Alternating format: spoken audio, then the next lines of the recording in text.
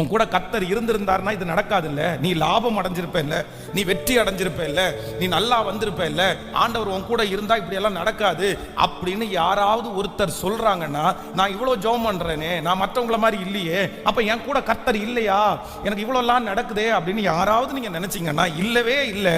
ஆண்டவர் சொல்லுகிறார், உனக்கு பணம் வரும்போது உன் கூட நான் வருவேன், பணம் இல்லாத போது உன்னை விட்டு நான் போவேன் அப்படின்னு எல்லாம் கிடையாது. இதோ உலகத்தின் முடிவு பரியந்தம் சகல நாட்களிலும் நான் உன்னோடு கூட இருக்கிறேன், நான் உன்னை விட்டு நல்ல கரங்களை தட்டி நான் உன்னை விட்டு விலகுவது இல்லை, நான் உன்னை கைவிடுவதும் இல்லை, கைவிடுவதும் இல்லை. ஆனாலும் ஆண்டவருடைய பிள்ளைகள் ஒன்று நினைத்துக் கொள்ளுங்கள், ஆண்டவர் நம்மை விட்டு கண்டிப்பாக போக மாட்டார்.